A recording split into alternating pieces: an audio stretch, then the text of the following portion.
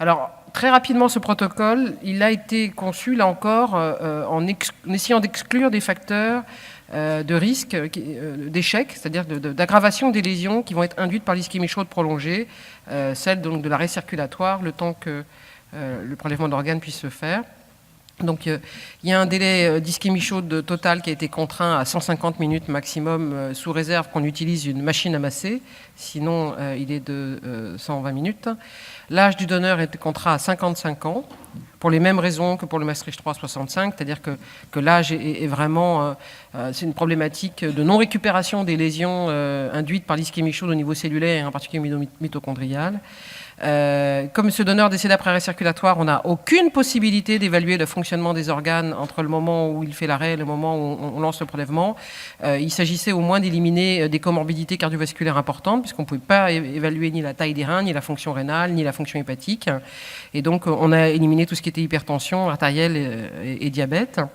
On a secondairement exclu les polytraumatismes à haute énergie cinétique, puisqu'en fait, on s'est rendu compte que c'est des patients qui étaient exsangues, avec des massages cardiaques inefficaces, avec des organes qui souffraient d'une ischémie prolongée, et en plus une circulation régionale normothermique qui n'était pas possible de mettre. Nous avons imposé le reconditionnement, enfin non, pas imposé, mais nous avons recommandé fortement le reconditionnement post-ischémique grâce à la circulation régionale normothermique que je vous ai montré tout à l'heure. Nous avons là aussi contraint le délai d'ischémie froide. Nous avons imposé la perfusion sur machine des greffons rénaux, pour les greffons rénaux, d'une part pour avoir une réhabilitation de ces greffons et d'autre part pour avoir des critères de viabilité, c'est-à-dire l'étude des résistances durant la phase de perfusion. Et enfin, nous avons fait le choix de receveurs à faible risque d'échec immédiat, avec des patients non immunisés en attente d'une première transplantation, avec une obligation d'induction par thymoglobuline permettant de différer l'introduction des anticalcinurines, et aussi avec l'effet qu'on connaît sur l'ischémie-reperfusion. Enfin, pour les transplantés hépatiques, il s'agissait aussi de patients inscrits, donc de première greffe, inscrits pour un hépatocarcinome sans défaillance viscérale associée, sans défaillance hépatique, avec une défaillance éventuellement hémodynamique au cardiaque, un âge contraint à 65 ans et donc un MELD inférieur à 21. Ces patients devaient être informés et consentants pour ce type de greffon. Alors vous avez ici en dessin animé, si je peux dire, le protocole tel qu'il existe, avec ici la version donc, pour le prélèvement rénal, avec la phase de no-flow qui ne doit pas être inférieure à 30 minutes. Démarre ici la phase d'ischémie chaude fonctionnelle, c'est-à-dire au moment où le massage cardiaque commence jusqu'à la mise en place de la perfusion in situ. Avec ici la déclaration de décès, la période de not touch de 5 minutes, la cannulation de la circulation régionale normothermique ou la pose de Gillot, puisque les deux étaient prévus dans le protocole, avec donc une circulation régionale normothermique qui est de 4 heures au maximum. Ici, pour la Gillot, c'est 3 heures. Et une ischémie froide qui est contrainte à 18 heures. Alors l'intérêt dans la CRN, c'est que l'ischémie froide commence que 4 heures après le décès, alors que dans la Gillot, l'ischémie froide commence dans les suites de la déclaration de décès. Voilà. Et ici, la transplantation. Voilà. Avec un total de d'ischémie chaude totale qui doit être inférieur à 150 minutes s'il y avait massage par une machine à masser.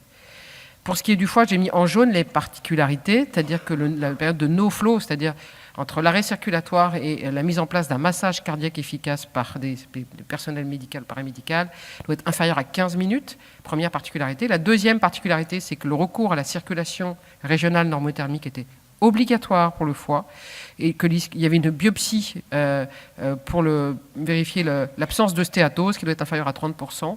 Durant la perfusion normothermique, il y a une cinétique des transaminases comme le schéma barcelonais et que si les transaminases sont en situation ascendante dépassant 200 unités, il ne peut pas y avoir de greffe de foie.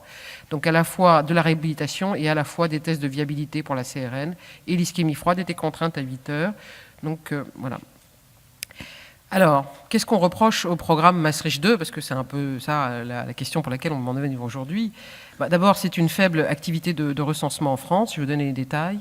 C'est une faible efficience du protocole. On va en voir aussi les détails. Et puis, pour beaucoup de professionnels, ce sont des résultats qui ne sont pas optimaux. Ça, c'est la version de la bouteille à moitié pleine pour certains. Alors, pour ce qui est de la faible activité de recensement, vous avez ici l'activité entre 2007 et 2015. Vous avez en bleu... pourquoi tout s'allume là ? Vous avez en bleu... Comment ça s'en va ça ? Voilà. Mince. Oh, c'est terrible. Hein. Ah, voilà. Vous avez en bleu les donneurs prélevés non suivis de greffe. Voilà. Vous avez ici en bleu clair les donneurs qui ont été recensés mais pas prélevés. Et vous avez en bleu foncé les donneurs prélevés d'un organe greffé. D'accord ? Donc qu'est-ce que vous dit ces courbes? La première, c'est que 42% des donneurs recensés sont finalement prélevés d'un organe, que 31% des donneurs recensés, 31% des recensés sont prélevés d'un organe qui finalement sera greffé, donc c'est le bleu marine ici. 35% finalement des greffons prélevés vont être écartés de la greffe secondairement, d'abord par l'avis du chirurgien, en voyant l'explantation des greffons rénaux. Ensuite, les tests de viabilité sur machine est une cause d'exclusion pour le Maastricht 2, pas pour les donneurs à critères énergie en EME. Et puis, du fait de la rapidité de la procédure, beaucoup de sérologies de la sécurité sanitaire reviennent qu'après le prélèvement. Les greffons sont déjà sous machine et finalement, ces sérologies reviennent positives pour le VIH ou l'hépatite C, qui est une contre-indication à l'époque en France. Et donc, voilà.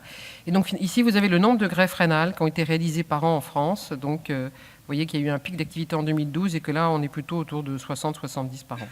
Et donc, globalement, entre 2012 et 2015, eh bien, on a une baisse de 5% des donneurs recensés, une baisse de 24% du nombre de donneurs prélevés d'un organe greffé, et donc au total, une baisse de 24% des greffes rénales réalisées via le programme Maastricht 2. Alors, il n'y a pas de prélèvement et de greffe pulmonaire dans le Maastricht 2 en France, ça ne fait pas partie des organes autorisés. Il y a une vingtaine de greffes hépatiques, dont je pourrais répondre aux questions, mais je vais surtout focaliser sur la greffe de rein. Alors pourquoi cette baisse de l'activité de recensement en France? En fait, c'est principalement lié à la baisse de l'activité en Île-de-France. Les autres régions ont une activité relativement stable, voire même en augmentation ici pour la ZDPR4 et en augmentation ici pour la ZDPR1 qui a de nouveau cette année dépassé 15.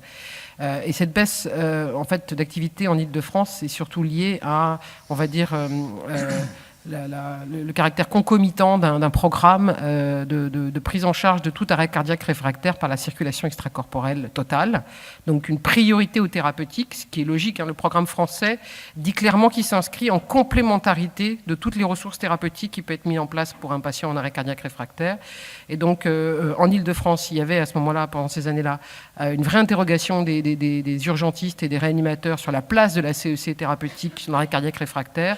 Et il se trouve que le programme français, le prélèvement Maastricht 2 est arrivé au même moment et que donc les choses, le programme de Maastricht étant complémentaire de la situation thérapeutique bien sûr, ça s'est donc rapidement effondré en Île-de-France, possiblement qu'à l'occasion d'une modification des recommandations sur la prise en charge de l'arrêt cardiaque réfractaire, en particulier suite aux dernières publications sur les critères de non-succès de l'ECMO thérapeutique sur certains types de patients en arrêt réfractaire, il y aura une modification, mais le programme il changera que si les recommandations des sociétés de réanimation changent.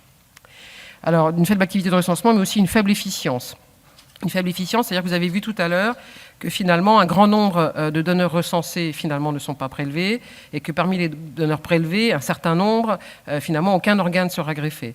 Et quand on compare d'ailleurs à ce qu'on a, ici vous avez le Maastricht 2, sur 2009-2015. Ici, vous avez le Maastricht 3 2014-2015. Et ici, vous avez les donneurs en état de mort encéphalique de moins de 60 ans pour être à peu près dans des populations comparables. Et donc, vous voyez ici que le vert, c'est le nombre de donneurs finalement prélevés d'un organe greffé.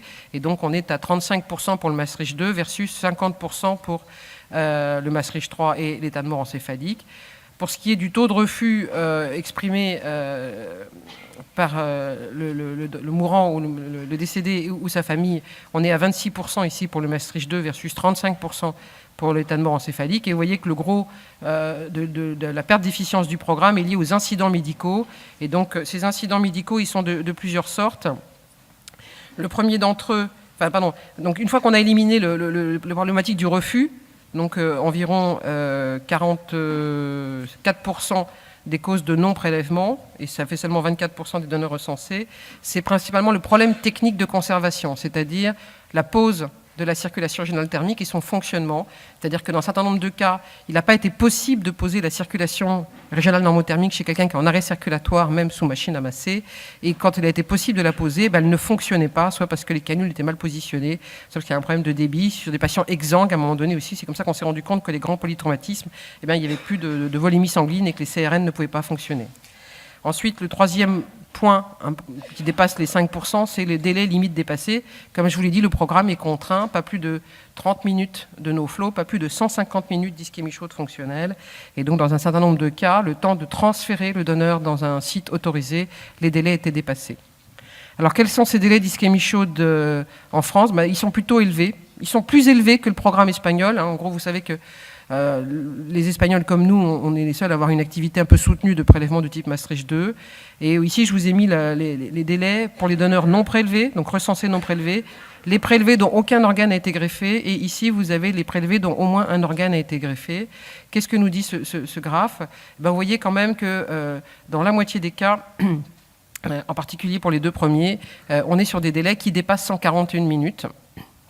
Et pour ce qui est des donneurs prélevés et greffés, on est un peu moins, on est à 45% qui dépassent 140 minutes. Et finalement, il y a une part plus importante des donneurs qui ont moins de 140 minutes. Les délais, probablement, on l'a démontré avec Émilie, est un point important de l'efficience du programme.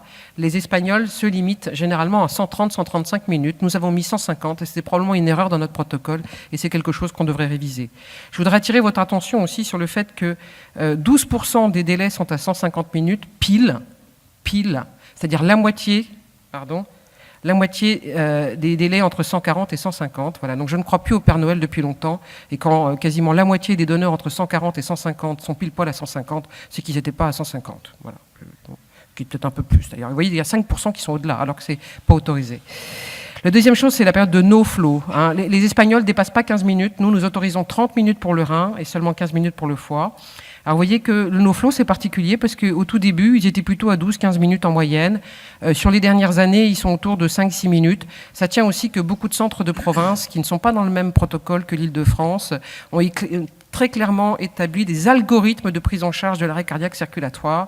Et quand la durée de no-flow est trop importante, quand il n'y a pas de rythme choquable, quand la dose de noradré dépasse 3 mg, ces centres ont ne pas tenté la CEC thérapeutique et sont d'emblée passés au prélèvement pour les centres qui étaient autorisés. Et donc ça explique probablement la baisse de la durée de no-flow.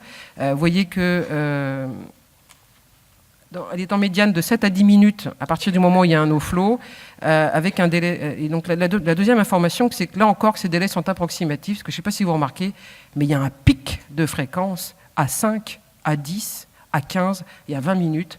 Voilà, je pense que c'est... Bon, je pense qu'ils étaient là aussi, ils n'étaient pas... Voilà, c'est très rond comme chiffre. Ensuite, les causes de non-greffe des greffons finalement prélevés. Alors ça, c'est plutôt en baisse, c'est-à-dire qu'avec l'expérience, la courbe d'apprentissage, les coordinations ont plus vite repéré les donneurs qui n'étaient pas nécessaires d'emmener jusqu'au prélèvement parce que les critères étaient dépassés.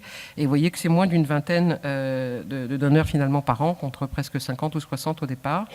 Alors ces causes de non-greffe, eh bien, c'est justifié. Dans 60% des cas, c'est la mauvaise qualité du greffon qui est en cause, ou la détérioration du greffon. Je pense que c'est deux items qui veulent dire un peu la même chose. Il y a quand même aussi des problèmes logistiques, c'est-à-dire que l'incapacité ensuite de pouvoir aller jusqu'au bloc opératoire. Et là encore, les sérologies positives qui reviennent tardivement. Le reste, c'est mineur. Donc on a vu une faible activité de recensement, une faible efficience. Maintenant, la problématique des résultats. Alors, la problématique des résultats, eh bien, il y a plusieurs indicateurs. Il y a d'abord le non-fonction primaire. C'est probablement l'indicateur principal.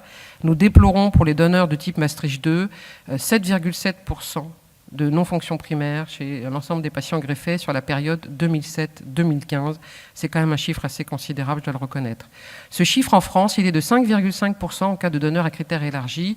Sur les critères UNOS, je vous rappelle, c'est soit plus de 60 ans, soit entre 50 et 60 et 2 facteurs de risque. Il est de 3,1% pour les donneurs dits optimaux, SME optimaux, et il est quand même de 2% quand même pour le donneur vivant. On peut se poser des questions. Vous avez aussi un taux beaucoup plus élevé de reprise retardée de fonction. Donc, je vous rappelle qu'en greffe rénale, c'est défini par la nécessité d'une séance de dialyse dans la première semaine qui suit la transplantation rénale. Donc, 76% pour le Maastricht 2, 27,5% pour le SME, le sujet orocéphalique à critères élargis, 21,7% pour les critères optimaux et 7% pour le donneur en EME. Donc, deux premiers critères largement plus élevés, la primary non-function et la delay graft function. Ensuite, une moins bonne fonction rénale. Donc ici, vous avez les créatinines, enfin les analyses de débit de filtration glomérulaire estimées selon la méthode MDRD à 1 an selon le type de donneur entre 2008 et 2014. Alors bien sûr, on a exclu les patients qui avaient perdu leur greffon en PNF parce qu'il n'y a pas de fonction rénale. Alors plusieurs informations. La première, vous voyez ici, donc le vert c'est super, c'est plus de 60 millilitres. Le bleu c'est 40 à 60. Ici de 30 à 44 et ici de 15 à 29. Et donc pareil, le critère élargi en SME, le critère standard et le vivant. Donc vous voyez quand même une première information, c'est que finalement, si on passe la phase de primary non-function, eh ben, ces greffons ne fonctionnent pas si mal et ils fonctionnent mieux que les donneurs à critères élargis, donc gardez ça en tête. C'est-à-dire que, voilà, première information. L'ischémie froide, je vous rappelle qu'elle est contrainte à 18 heures dans le programme français. Alors pour vous, les Belges, ça doit vous sembler curieux parce que vous avez des ischémies froides courtes. Mais nous, en France, le donneur en mort encéphalique, c'est plutôt 17 heures et même parfois 24, 25, 28, même 38 heures. Et donc, voilà, 12,5 heures en moyenne d'ischémie froide. Et bien pour nous, c'est un très très beau résultat. Et aussi, ça veut dire que quand on veut, on peut. Donc en tout cas, c'est pas pour ça que les résultats ne sont pas bons. Il y a peut-être l'appariement HLA qui est un problème, parce qu'en fait, il y a peu de receveurs inscrits. Et donc, finalement, la variabilité phénotypique des présentations HLA qui se font sont faibles. Et donc, l'appariement est médiocre. Et vous voyez que cet appariement, il est quand même... il y a 6 et 5 mismatchs dans la moitié des cas. C'est beaucoup. C'est beaucoup. Surtout que vous voyez qu'ici, en classe 2, il est encore plus important. Hein, pour ce qui est des classes 2, il y a 46% au moins 2 mismatchs HLA-DR. Et on sait que c'est un facteur de mauvais pronostic sur la survie à long terme. Mais pas seulement. Ça veut dire que s'il y a une non-fonction primaire, les patients qui vont échouer vont se retrouver hyper immunisés et dans l'incapacité de pouvoir bénéficier d'une deuxième transplantation, faute de donneurs HLA compatibles. Donc c'est quand même un impact important. Alors la survie, les résultats de survie, puisqu'on dit que les résultats ne sont pas optimaux, alors on a fait 2 choses. On a regardé ces résultats dans le temps en fonction, ici en vert, des donneurs SME dits standards, donc selon la définition de l'UNOS. En bleu, les donneurs après arrêt circulatoire de Maastricht 2 et en jaune, les donneurs SME, mais dits à critères élargis. Et vous voyez que la courbe bleue est strictement superposable à la courbe jaune. Alors, je ne sais pas comment c'est en Belgique, mais en France, les donneurs dits à critères élargis, c'est 52% des donneurs prélevés d'un organe, d'un rein greffé. Et donc, finalement, on peut dire que le donneur Maastricht 2 a des résultats comparables aux donneurs décédés, à 50% des greffes décédées, réalisées à partir de donneurs en SME. Je pense que c'est quand même une information qu'il faut retenir aussi. Alors dans le temps, qu'est-ce que ça donne ? Eh bien dans le temps, ça veut dire quand même qu'ici vous avez en bleu la toute première période avec quelques sites, probablement une attention particulière au programme et au respect des critères, en particulier d'ischémie chaude. Ils n'étaient pas tous à 150 minutes à ce moment-là.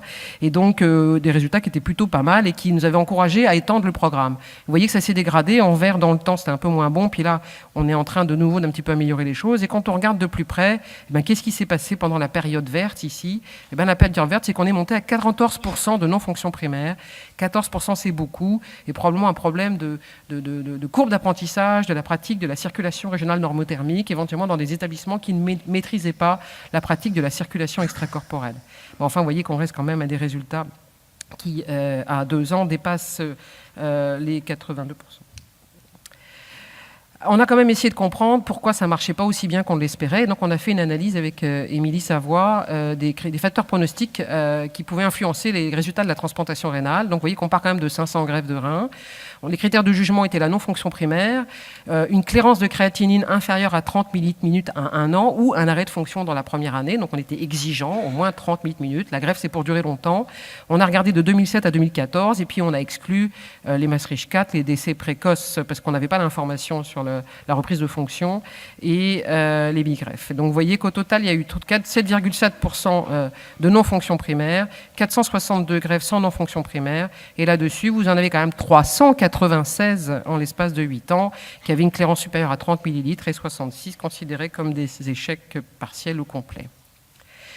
Donc, on a d'abord regardé les risques de non-fonction primaire. Je vous passe tous les détails, l'univarié, etc., directement au résultat. Le résultat, c'est que la CRN, ici, la circulation régionale normothermique, eh bien, diminue considérablement le risque de non-fonction primaire comparé à la GILO, avec un autre ratio ici à 0,83.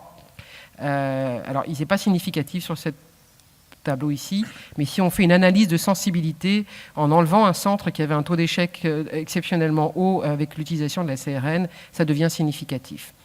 Et enfin, l'année de greffe, ici, avec un 2,09, c'est significatif, parce que l'année de greffe, avec donc, justement en 2011, ce pic de non-fonction primaire qui influence. Et au total, le nerf sur la courbe qui est à 0,76. Donc un effet protecteur de la circulation régionale normothermique sur la PNF. On avait trouvé aussi un âge du donneur ici. Et alors, contrairement, on se pourrait croire que ce n'est pas que les plus vieux, ça marchait moins bien, c'est que c'était les plus jeunes qui marchaient moins bien, donc on était un peu embêtés, on a essayé de comprendre. Alors, on a fait des études, on a regardé l'effet de la durée de no flow, on n'a rien trouvé, l'effet de low flow, rien. Entre l'arrêt cardiaque réfractaire et la perfusion, pas significatif.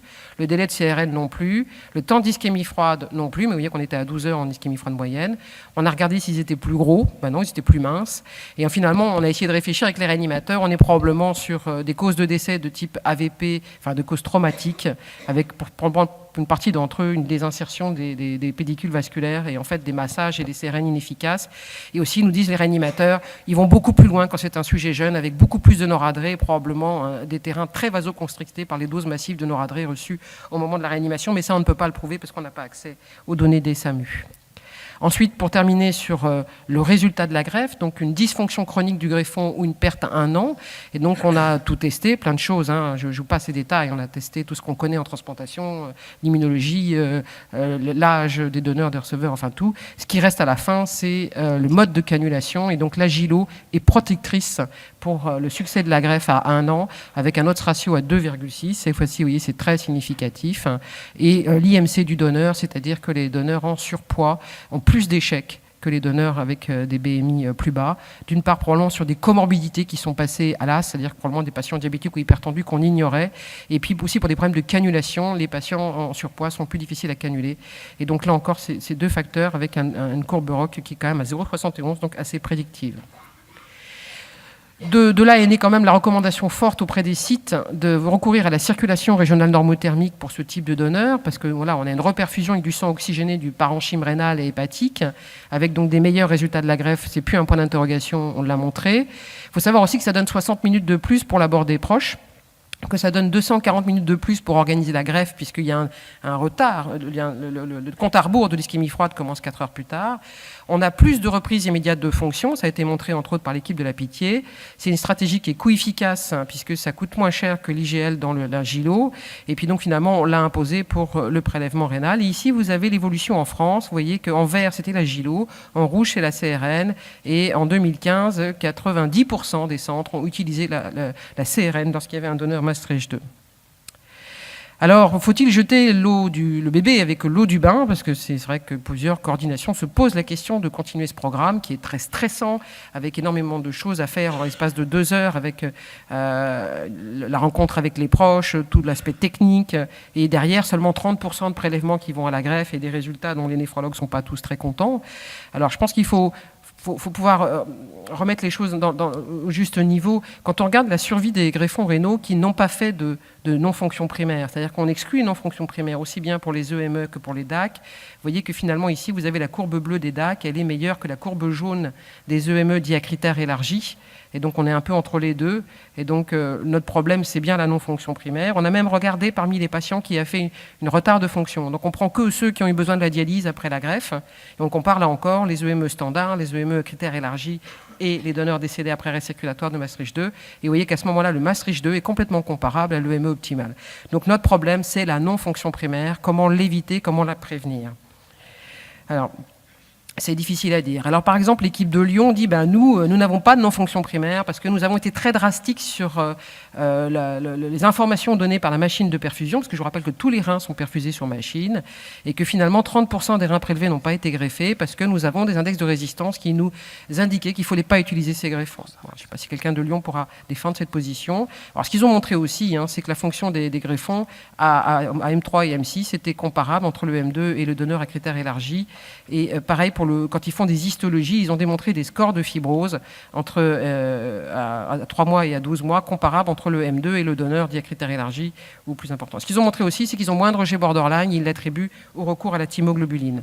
Et pour revenir à cette fibrose, vous avez l'équipe de Saint-Louis qui a démontré, elle, que l'intensité de la fibrose était corrélée à la durée d'ischémie chaude et que là encore, le protocole français se distingue par des ischémies de no-flow supérieur à 15 minutes, ce que ne font pas les autres pays, et les ischémies chaudes totales à 150 minutes, voire plus. Je suis lucide sur la question, ce que ne font pas les autres pays. Alors, en conclusion, effectivement, une activité de recensement qui n'augmente plus depuis 3-4 ans, probablement parce que nous sommes un petit peu en complémentarité des programmes de thérapeutie, de prise en charge thérapeutique des arrêts cardiaques réfractaires, et les professionnels sont en attente de recommandations plus précises des sociétés savantes. On a quand même une amélioration dans le temps de l'efficacité de la procédure. Des résultats fonctionnels de greffe rénale, vous avez vu quand même qu'il y a 400 patients qui ont une greffe qui fonctionne bien et qui fonctionne même mieux que les donneurs à critères élargis. Donc je pense quand même qu'il ne faut pas non plus oublier cette partie positive du programme. Mais on peut aussi déplorer l'impact significatif des taux de nos fonctions primaires, avec là encore un problème de courbe d'apprentissage pour l'utilisation de la circulation régionale normothermique. On a expliqué aux professionnels que les BMI élevés étaient vraiment une cause d'échec, mais ils n'ont pas souhaité le mettre dans les critères d'exclusion. Et par contre, je pense qu'on a clairement démontré l'intérêt de la circulation régionale normothermique pour ce type de donneur, avec une procédure qui reste donc très stressante, très consommatrice de moyens et peu efficiente pour les regards des coordinations. Juste pour terminer les perspectives, parce que je pense qu'on ne va pas jeter le bébé tout de suite, ni l'eau du bain d'ailleurs. Les facteurs de risque, peut-être donc essayer de travailler sur ces durées d'ischémie chaude. Moi, je serais très favorable à ce qu'on puisse les raccourcir. Je pense que ça explique une partie de nos problèmes. On a quand même cette évaluation de la qualité des greffons qui est une véritable boîte noire. On ne sait pas ce qu'on prélève, on ne sait pas ce qu'on va greffer. On n'a pas de créatine, on n'a pas de taille des reins, on n'a pas de différenciation corticomédulaire comme on a chez la mort encéphalique ou le Maastricht 3. Alors, il y a des travaux, par exemple, l'échographie à bulles sur lorsque la CRN fonctionne. Mais la CRN, elle n'est pas pulsatile, donc ça pose problème parce que ce n'est pas une interprétation aussi facile que pour une échographie à bulles classique. Les marqueurs de qualité des greffons en perfusion, alors pour le foie, pourquoi pas, pour le rein, certaines équipes y croient très fortement. Voilà. Alors ensuite, améliorer le recensement. Là, c'est très clair, on est en attente de vraies recommandations des professionnels de la réanimation sur l'algorithme de prise en charge d'un arrêt cardiaque sur la voie publique, avec 2 papiers récents issus du Centre d'expertise de mort subite qui ont identifié des critères de non-succès dans 100% des cas pour certains types de patients, et l'inutilité, la futilité de poser une circulation extracorporelle. Voilà, je voudrais remercier aussi tous les équipes qui participent à ce programme, bien sûr les secours préhospitaliers qui sont en première ligne, les services de régulation et d'appui, les équipes de réanimation, de chirurgie, néphrologie et pathologie, toutes les coordinations et puis aussi la direction hospitalière, parce qu'elle a dû participer financièrement à la mise en place de ce programme, de l'ensemble des hôpitaux qui sont cités ici et qui font partie donc des établissements qui participent à ce programme. Je vous remercie.